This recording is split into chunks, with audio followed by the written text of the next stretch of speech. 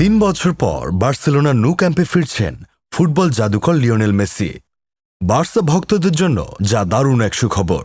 এটা শুনে অনেকেরই মনে হতে পারে আবারও কি বার্সায় যোগ দিচ্ছেন LM10।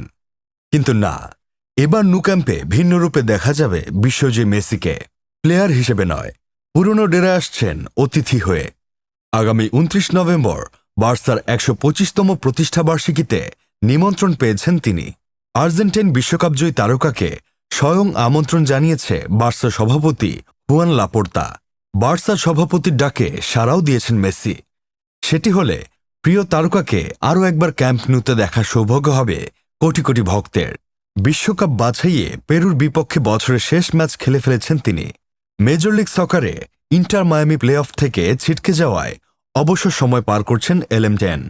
তাই 29 নভেম্বর অনুষ্ঠানে মেসির উপস্থিতি এক প্রকার নিশ্চিত ধরাই যায়। সপরিবারে ক্যাম্প ন্যুতে ফিরবেন বলে জানা গেছে আর্জেন্টাইন অধিনায়ক। সেখানে অন্যতম বিশেষ অতিথির মর্যাদা পাবেন মেসি। সেই সাথে উপস্থিত থাকবেন জাভি হার্নান্দেজ, আন্দ্রেস ইনিয়েস্তা এবং পেপ গার্দিওলার মতো বার্সার কিংবদন্তিরাও। 2021 সালে ভক্তদের চোখের পানিতে ভাসিয়ে বার্সা ছাড়েন মেসি। সম্পর্ক ছিন্ন হওয়ার পেছনে মূল কারণ ছিল অর্থ সংকট। ভেঙে যায় 2 দশকের সম্পর্ক। নাম লেখান প্যারিসের ক্লাব PSG-তে।